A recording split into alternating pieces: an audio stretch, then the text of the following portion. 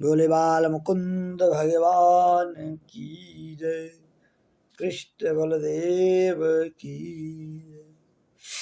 कृष्णाय वासुदेवाय हरे परमात्मने प्रणतक्लेशनाशाय गोविंदाय नमो नमः। एकादशी महात्म्य की जय। कृष्ण बलदेव की जय।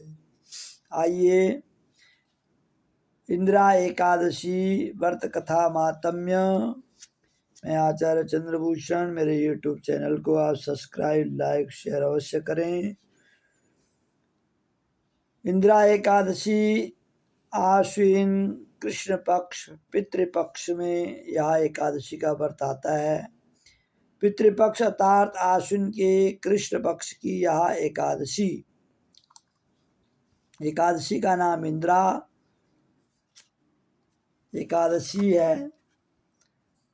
अन्य एकादशियों के व्रत के पुण्य से तो व्रत करने वाले को सर्व सुख और अंत में मोक्ष की प्राप्ति होती है, परंतु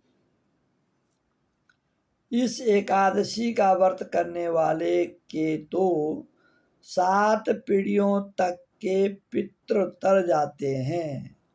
जो पितृपक्ष की एकादशी इंदिरा एकादशी का व्रत करते हैं उनके 7 पीढ़ी तक के पितृ तर जाते हैं। इंदिरा एकादशी का व्रत करने वाला स्वयं तो मोक्ष प्राप्त करता ही है, वह अपने सभी पितरों का उद्धार करके उन्हें भी दिव्य लोक में प्रवेश का अधिकारी बना देता है।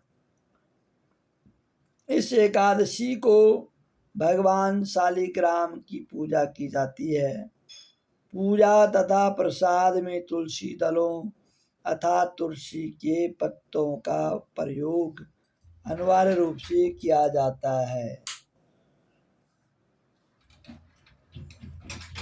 कथा इस प्रकार से है कि धर्मराज युधिष्ठिर ने पूछा, हे जनार्दन, हे बाल मुकुंद, हे कृष्ण, हे जनार्दन, आश्विन मास के कृष्ण पक्ष की एकादशी का क्या नाम है? इनके व्रत की विधि और फल क्या है? सो कृपा करके कहिए। भगवान श्री कृष्ण ने कहा, हे राजन, हे युधिष्ठिर, इस एकादशी का नाम इंदिरा एकादशी है। यह एकादशी पापों को नष्ट करने वाली, पितरों को मोक्ष देने वाली और अधोगति में जो पितर हैं उनको मुक्ति दिलाने वाली है। आप ध्यान पूर्वक कथा सुने। इसके सुनने मात्र से वाजपेयी यज्ञ का पुण्य फल प्राप्त होता है।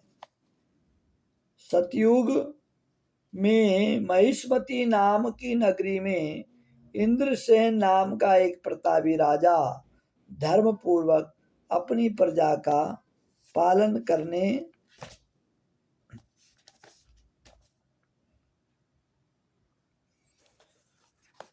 करते हुए शासन करता था। वह राजा पुत्रों पौत्रों धन धान्य से संपन्न विष्णु का परम भक्त था। एक दिन जब राजा अपनी सभा में बैठा था तो आकाश मार्ग से महर्षि नारद उनकी सभा में आए। राजा उनको देखते ही हाथ जोड़कर बैठकर नारद मुनि हाथ जोड़कर खड़े हो गए और विधि पूर्वक नारद जी को आसन दिया, अर्घ्य दिया। सुख से बैठ करके नारद मुनि ने राजा से पूछा, हे राजन, आपके सातों अंग सकुशल पूर्वक तो है ना? तुम्हारी बुद्धि धर्म और तुम्हारा मन विष्णु भक्ति में तो रहता है। देवर्षि नारद की बातें सुनकर राजा ने कहा, हे देवर्षि, आपकी कृपा से मेरे राज्य में सब कुशल है तथा मेरे यहाँ यज्ञादि कर्म सुकृत हो रहे हैं। आप कृपा करके अपने आगमन का कारण बताइए। तब नारद जी कहने लगे, हे राजन, आप आश्चर्य देने वाले मेरे वचनों को सुनो। मैं एक समय ब्रह्मलोक से यमलोक को गया। वहां श्रद्धापूर्वक यमराज से पूजित होकर मैंने धर्मशील और सत्यवान धर्मराज की प्रशंसा की। उसी यमराज की सभा में महान ज्ञानी धर्मात्मा तुम्हारे पिता को एकादशी का व्रत भंग होने के कारण देखा। उन्होंने जो संदेश दिया वह मैं तुमसे कहता हूँ। तुम्हारे पिता ने कहलाया कि पूर्व जन्म में कोई विघ्न हो जाने के कारण मैं यमलोक में रह रहा हूँ। हे पुत्र, यदि तुम इंद्रा एकादशी का व्रत मेरे निमित्त करो तो मुझको स्वर्ग की प्राप्ति हो सकती है। तब राजा कहने लगा, हे देवर्षि, आप इस व्रत की विधान मुझसे कहिए। नारद जी बोले, हे राजन, आश्विन मास के कृष्ण पक्ष की दशमी के दिन रात प्रातः काल सरदा से स्नान करना चाहिए। उसके पश्चात दोपहर को भी स्नान करना चाहिए। उस समय जहाँ जल से निकल करके श्रद्धा पूर्वक पितरों का श्राद्ध करें और एक समय भोजन करें तथा रात्रि को पृथ्वी पर शयन करें। दूसरे दिन प्रातः काल, एकादशी के दिन प्रातः काल स्नान करें। उसके पश्चात भक्ति पूर्वक व्रत का संकल्प करें। संकल्प करते समय भगवान से श्रद्धा पूर्वक कहें, हे प्रभु, आज मैं निराहार रहूंगा।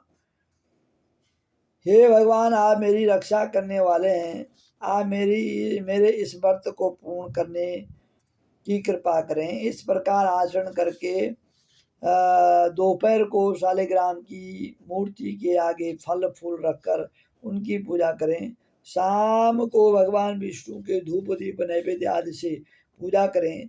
रात्रि में जागरण करें। उसके उपरांत द्वादशी के दिन मौन होकर बंधु बांधवों से भोजन करें। बस यही इंदिरा एकादशी के व्रत की विधि है। हे राजन, यदि तुम भक्ति भाव से इस एकादशी का व्रत करोगे तो तुम्हारे पिता अवश्य ही स्वर्ग को प्राप्त हो जाएंगे। देवर्षि नारद राजा को यह उपदेश देकर अंतर्ध्यान हो गए। राजा ने इंदिरा एकादशी के आने पर बंधु बांधवों और दरबारियों से इस व्रत को किया। व्रत के प्रभाव से आकाश से पुष्पों की वर्षा हुई। राजा का पिता यमलोक से गरुड़ पर चढ़ करके स्वर्गलोक को गया। राजा इंद्रसेन भी एकादशी के व्रत के प्रभाव से इस लोक में सुख भोग करके अंत में स्वर्गलोक को चला गया। श्री कृष्ण भगवान ने अंत में कहा, हे धर्मराज युधिष्ठिर, यही इंदिरा एकादशी का माहात्म्य है। इस कथा के पढ़ने सुनने मात्र से ही समस्त पाप ताप नष्ट हो जाते हैं और अंतिम समय स्वर्गलोक की प्राप्ति होती है।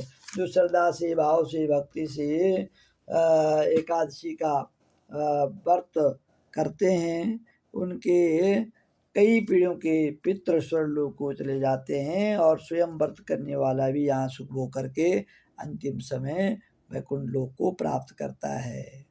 कल एकादशी है और जिन पितरों की जिन की एकादशी तिथि होती है उनको एकादशी का दिन ही श्राद्ध करना चाहिए। कुछ कहीं पर कई यूट्यूब चैनलों में आ रहा है कि एकादशी का श्राद्ध नहीं करना चाहिए। तो ऐसा तो कहीं नहीं लिखा हुआ कि एकादशी का श्राद्ध नहीं करना चाहिए, और जहाँ लिखा भी है वो किस परिस्थिति में लिखा है उस चीज़ का पूरा विधान उसमें आना चाहिए, तब लोग बताएं। एक लाइन पढ़ करके बोल दिया हाँ जी एकादशी का व्रत नहीं कर, एकादशी को श्राद्ध नहीं करना चाहिए। एकादशी को श्राद्ध करना चाहिए। जिनकी एकादशी तिथि है उनके लिए विशेष है कि एकादशी का श्राद्ध करें। हाँ, अन्न का दान न करें, फल का दान करें, दूध का दान करें, ड्राई फ्रूट का दान करें, फलाहारी जो वस्तु है उसका दान करें। अगर ब्राह्मण को भोजन कराना है तो फलाहार का भोजन कराएं। ठीक है जी, श्राद्ध अवश्य करें, श्राद्ध करें, तर्पण करें, ये करना अति आवश्यक है। इसलिए एकादशी का श्राद्ध जिन कि जिनके पितरों की एकादशी तिथि होती है उनको अवश्य ही एकादशी के दिन श्राद्ध करना चाहिए। बोले एकादशी महात्म्य की जय।